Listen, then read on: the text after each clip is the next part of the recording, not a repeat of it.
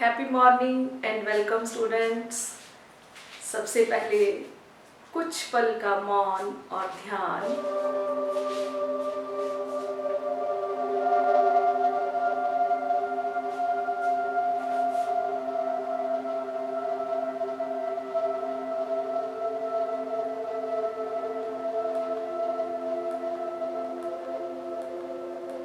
ओम शांति।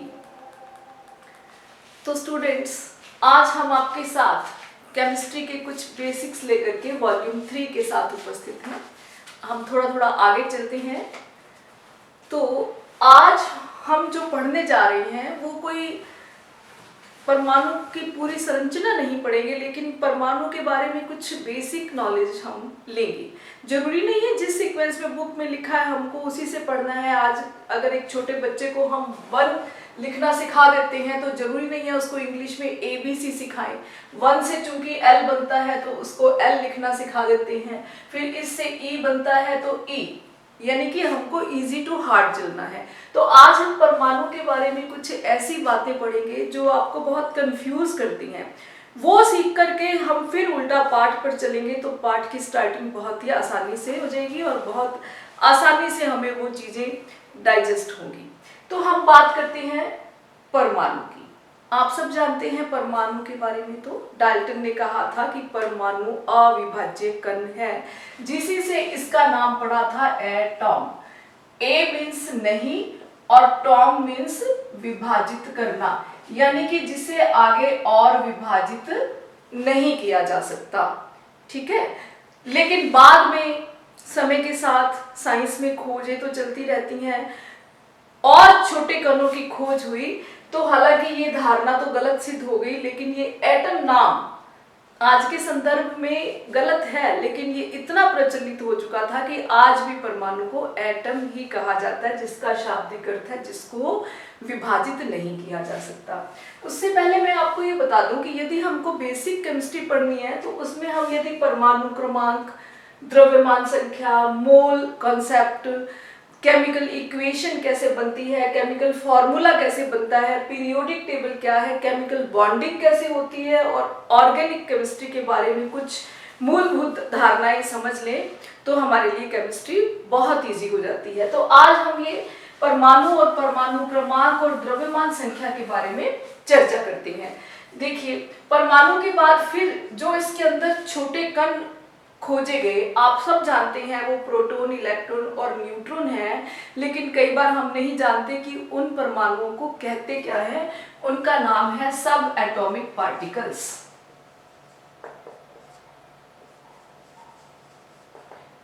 या फिर अपरमाण्विक कण।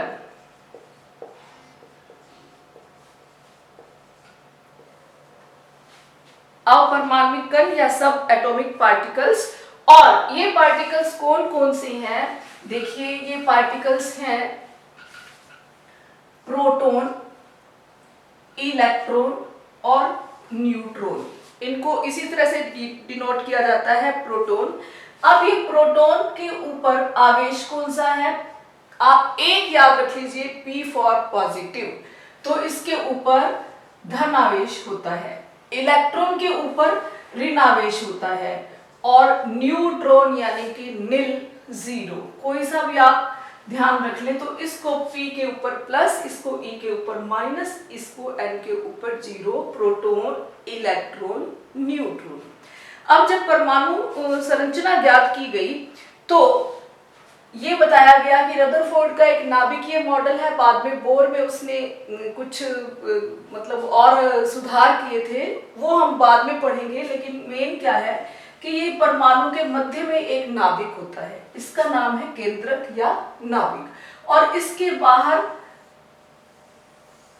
ये कुछ लेवल्स होते हैं, इसको नाभिक बोलते हैं।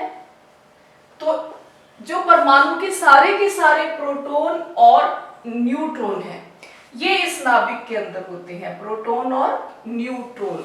इसलिए प्रोटॉन और न्यूट्रॉन को मिलाकर के कहते हैं नाभिकीय कण।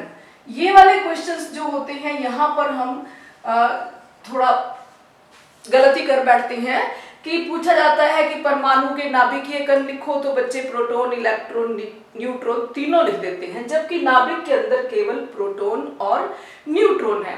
अब प्रोटॉन के ऊपर है धन आवेश और इसके ऊपर है नील आवेश, तो सारा का सारा धन आवेश नाभिक के अंदर होता है। इसके बाहर जो ये लेवल्स बने हुए हैं, इनके नाम क्या क्या हैं? इनके नाम है ऊर्जा स्तर, या इनको कहते हैं कोश, या इनको कहते हैं कक्षा, और इंग्लिश में इनको शेल कहते हैं। तो यहीं पर कंफ्यूजन हो जाता है। सभी इसी के ही नाम है, मुख्य ऊर्जा स्तर या कोश या कक्षा या शेल, और ऑर्बिट भी कहा जाता है इनको, सभी इसी के ही नाम है। अब यहाँ पर एक कंफ्यूजन हो जाता है, ये है कक्षा और एक होता है कक्षक, दोनों बिल्कुल ही अलग है। कक्षक तो कोश के अंदर उपकोश और उपकोश के अंदर फिर आगे कक्षक होते हैं। अगली बात कि इन कक्षाओं में इलेक्ट्रॉन भ्रमण करते हैं, इसलिए इलेक्ट्रॉन को नाभिकीय कण नहीं कहते, उसको कक्षीय कण या बाह्य कण कहते हैं।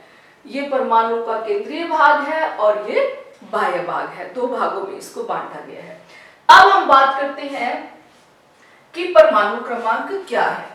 एक परमाणु के अंदर केवल प्रोटॉनों की संख्या को, केवल प्रोटॉनों की संख्या को, कितने प्रोटॉन है उसका परमाणु क्रमांक या एटॉमिक नंबर कहते हैं।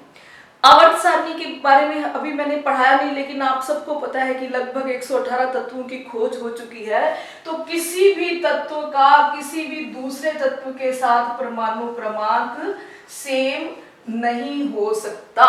जैसे एक क्लास में स्टूडेंट है, सबका रोल नंबर अलग अलग होता है, रोल नंबर से बच्चे की पहचान होती है।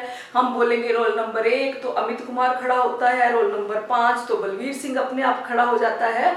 ऐसे ही जितने भी तत्व हैं उनकी पहचान उनके परमाणु क्रमांक से होती है।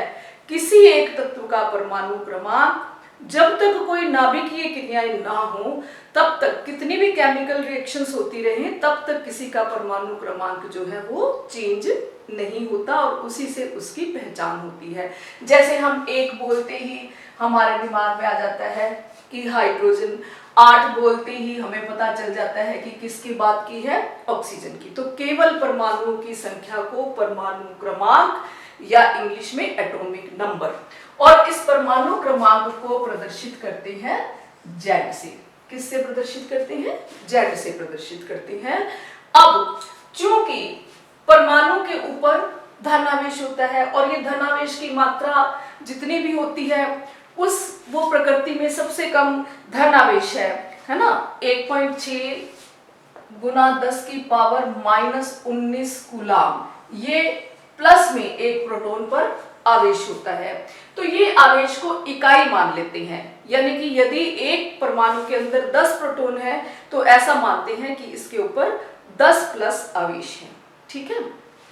अब चूंकि परमाणु उदासीन होता है, आवर्त सारणी में हम किसी भी परमाणु के ऊपर धनावेश या ऋणावेश लिखा हुआ नहीं समझते, तो इसलिए एक उदासीन परमाणु के अंदर, मैं बात कर रही हूँ न्यूट्रल एटम की, जो आयन नहीं है, एक उदासीन परमाणु के अंदर जितने प्रोटॉन होंगे उतने ही इलेक्ट्रॉन भी होंगे, और एक प्रोटॉन पर जितना धनावेश होता है एक इलेक्ट्रॉन पर सेम मात्रा में ऋणावेश होता है, यानी कि इलेक्ट्रॉन पर यही का यही आवेश, लेकिन उसकी प्रकृति जो है वो विपरीत होगी।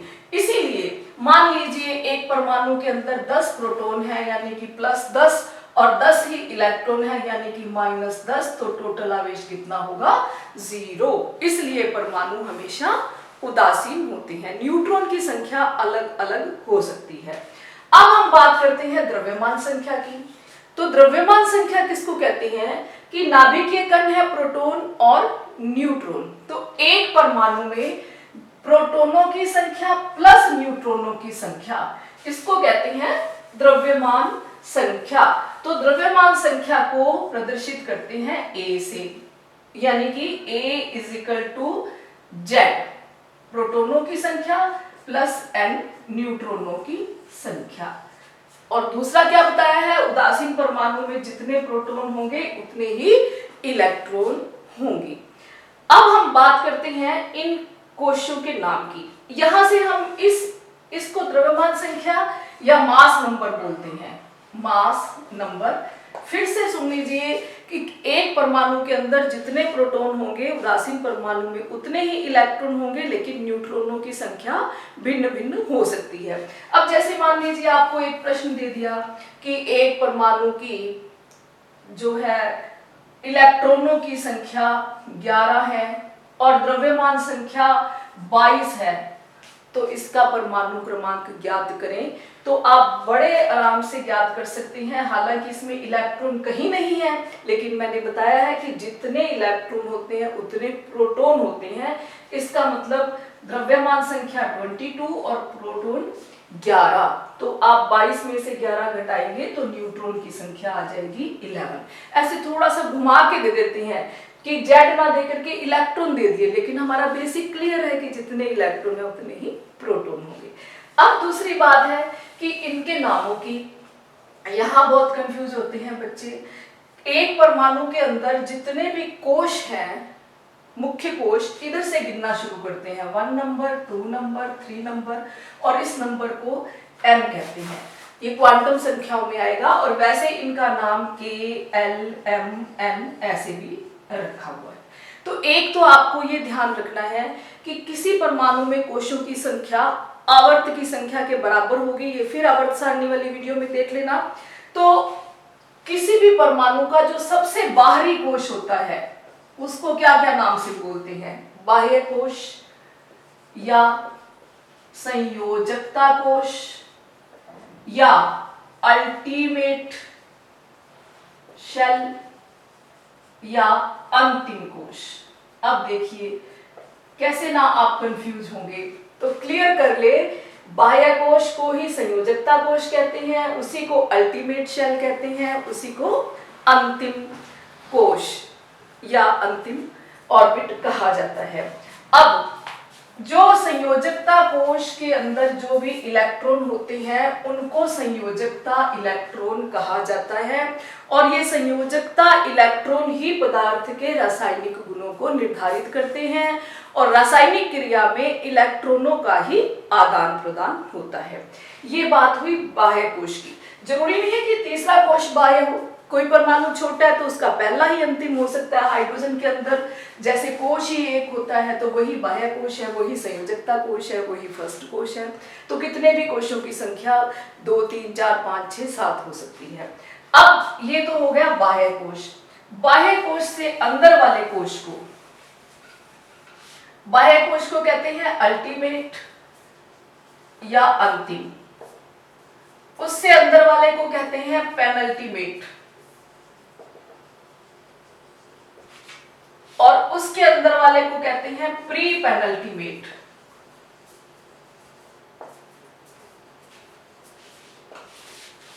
बाह्य कोश, अंतिम कोश, उपअंतिम कोश, उप उपअंतिम कोश। नोट कर लीजिए, अंतिम, उससे उपांत्य और उससे अंदर उप उपांत्य। बाह्य कोश को nth कोश भी कहते हैं, इसको n-1 भी कहते हैं और इसको n-2 भी कहते हैं। ये तो हो गई इन कोशों के नाम कि किसको किस नाम से पुकारा जाता है। अब नोटेशन कैसे की जाती है, मैंने अभी आपको फिर से यूं बता दूं कि ये नाभिक हो गया, यहाँ जितने भी कोश हैं ये nवां कोश, ये n-1, ये n-2, अंतिम, उपअंतिम, उप उपअंतिम या अल्टीमेट, पेनल्टीमेट, प्री पेनल्टीमेट, ये सब इनके नाम हैं। अब डिनोशन कैसे होता है कि आजकल जो परमाणुओं को नोटेशन किया जाता है इस परमाणु क्रमांक और द्रव्यमान संख्या से, उसको AZ नोटेशन कहते हैं। क्या कहते हैं? AZ notation. जैसे हमने लिखना है कार्बन का, तो कार्बन के लेफ्ट साइड में यूं लिखा जाता है C612, ठीक है। क्या लिखा जाता है? सिंबल, इसके नोटेशन लिख दिया। जो इसके नीचे लिखी जाती है ये परमाणु क्रमांक है, और जो ऊपर लिखी जाती है वो मास नंबर है। ठीक है, जैसे 24 Cr54 मीन्स ये तो प्रोटॉन प्लस न्यूट्रॉन की संख्या है और ये ओनली प्रोटॉन की संख्या है। इसको बोलते हैं सबस्क्रिप्ट, इसको बोलते हैं superscript. Subscript 7 and 14। Subscript means atomic number, superscript means mass number. Mass number में से यदि आप एटॉमिक नंबर को घटाएंगे दिस माइनस दिस, तो आपके पास आ जाएगी न्यूट्रॉन की संख्या।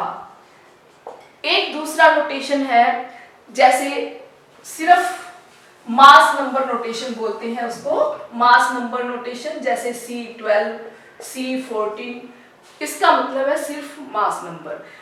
एटम का सिंबल लिख करके हाइफन लगा करके आगे मास नंबर, ये तो दो तरह के नोटेशंस हैं।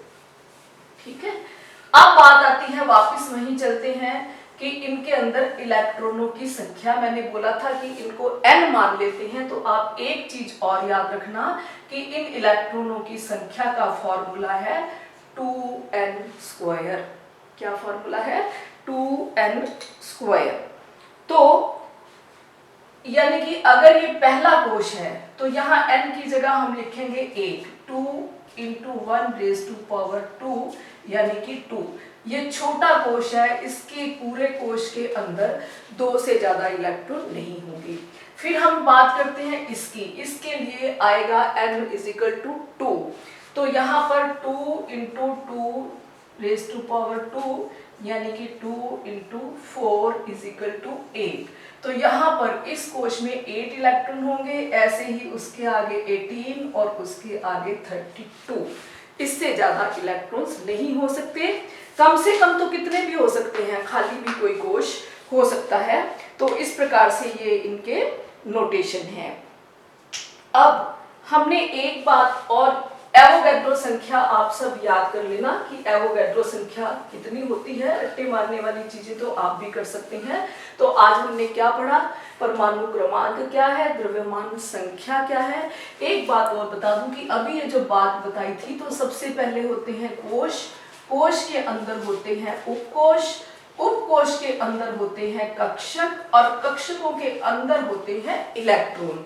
ये हम परमाणु संरचना के अंदर क्वांटम संख्याओं में ये चीज पढ़ेंगे। ये मैंने क्यों बताया, क्योंकि मैंने कहा था कि इसको कक्षा भी कहते हैं, तो आप कंफ्यूज ना हो जाएं कक्षा कौन सी है और कक्षक कौन सी है। आज केवल इतना ही आप क्लियर कर ले। कुछ क्वेश्चन इनके ऊपर आप करके देखिएगा, जो परमाणु संख्या और द्रव्यमान संख्या के ऊपर किताबों में क्वेश्चंस आते हैं। नाभिकीय कण कौन से हैं, अपरमाणिक कण कौन से हैं।